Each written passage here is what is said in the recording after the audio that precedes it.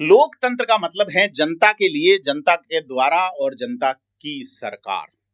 लेकिन जब सरकार ही चुनाव टालने लगे तो सवाल उठना लाजमी है। राजस्थान में करीब 13,000 पंचायतों और सैकड़ों शहरी निकायों के चुनाव टलते टलते आखिरकार हाई कोर्ट के डंडे के बाद, यानी हाई कोर्ट के दखल के बाद करवाने की शुरुआत है। लेकिन देरी क्यों हुई?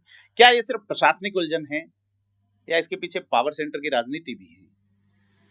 आपको एक दिन पहले राजस्थान के मुख्य निर्वाचन आयुक्त मधुकर गुप्ता के बयान पे नजर डालनी चाहिए कि वन स्टेट वन इलेक्शन अव्यवहारिक हैं कॉन्स्टिट्यूशनल अमेंडमेंट के बिना।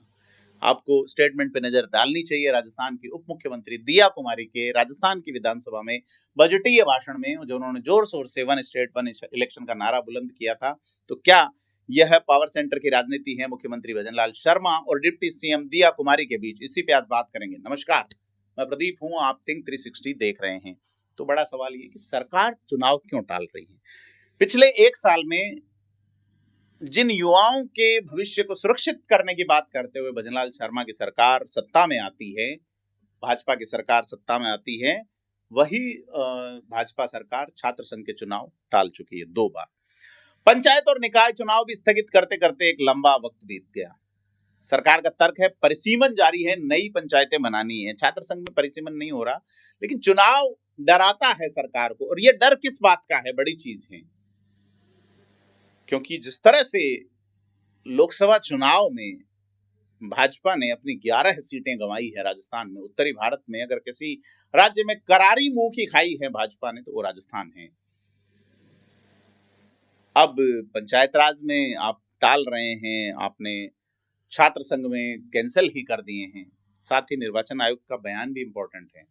तो हाईकोर्ट ने क्लियर कहा है कि परिसीमन के नाम पे आप चुनाव को अनिश्चित काल के लिए स्थगित नहीं कर सकते हैं, क्योंकि देरी का जो बहाना है वो पॉलिटिकल ज्यादा है, कानूनी कम है। और संविधान का जो आर्टिकल 243 ई है और पंचायत राज अधिनियम की धारा 17 ये कहती है कि पंचायतों का कार्यकाल पूरा होने से पहले चुनाव होना अनिवार्य है। हाईकोर्ट जज अनूप ढंड ने कहा है कि लोकतांत्रिक प्रक्रिया को बहाल करना राज्य निर्वाचन आयोग की जिम्मेदारी है। बड़ा फैसला, बड़ी बात, क्योंकि राज्य सरकार के उस आदेश को भी अदालत ने रद्द किया जिसमें 6,759 पंचायतों में प्रशासक हटाए गए थे। तो सवाल यह है कि राज्य निर्वाचन आयोग का स्टैंड क्या है? मधुकर गुप्ता की बात पे आए तो वो कहते हैं 5 साल के भीतर चुनाव जरूरी है। हमने सरकार को बार बार आगाह किया, वन स्टेट वन इलेक्शन व्यावहारिक नहीं है। देखिए, दिया कुमारी कह रही थी वन स्टेट वन इलेक्शन करवाएंगे जब तक संविधान संशोधन नहीं हो। मधुकर गुप्ता ने कहा वन स्टेट वन इलेक्शन व्यावहारिक नहीं है जब तक संविधान संशोधन ना हो। उप मुख्यमंत्री का सदन में दिया गया बयान राजनीतिक चर्चा की वजह बनेगा, लेकिन ये व्यावहारिक नहीं वाली लाइन अगर मुख्य निर्वाचन आयुक्त जोड़ रहे हैं तो ये पावर सेंटर की पॉलिटिक्स क्या नहीं है? बड़ा सवाल है, क्योंकि मधुकर गुप्ता व्यावहारिक नहीं होने की बात को कहते हुए अगर इसे इस तरह कहते हैं कि संविधान संशोधन के बिना इसे लागू नहीं किया जा सकता, तो यह एक प्रशासनिक या एक कॉन्स्टिट्यूशनल बयान होता। लेकिन चुनाव आयुक्त का ये जो लाइन है यह एक पॉलिटिकल टोन जोड़ती है, और ये टोन जो है इस बयान को पावर सेंटर की खींचतान से थोड़ा सा तीखा करता है। भाजपा सरकार में अक्सर चर्चा है कि असली पावर सेंटर कहां है। वित्त मंत्री का पावर मुख्यमंत्री दिया कुमारी के पास है, उप मुख्यमंत्री दिया कुमारी के पास कई महकमे हैं, और उनका राजघराने से बैकग्राउंड, पार्टी के हाईकमान से कनेक्शन और तमाम चीजें। तो बड़ी चीज ये है कि पंचायत और निकाय चुनाव में उम्मीदवारों की सूची से लेकर वार्डों के परिसीमन तक दोनों गुटों में रशाकसी कम नहीं है।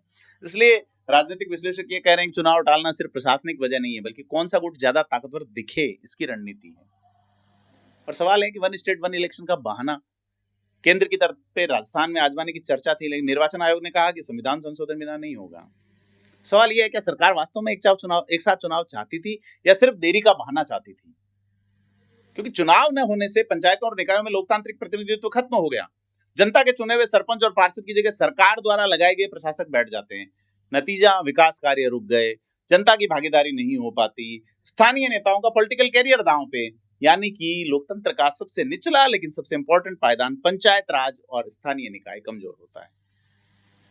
तो राजस्थान की राजनीति इस वक्त दो परतों पर खेली जा रही है। पहली परत कानूनी और संवैधानिक है, जहां हाईकोर्ट और निर्वाचन आयोग चुनाव कराने पे जोर दे रहे हैं। दूसरी परत राजनीतिक और गुटबाजी वाली है, जहां मुख्यमंत्री और डिप्टी सीएम के बीच सत्ता संतुलन की जंग।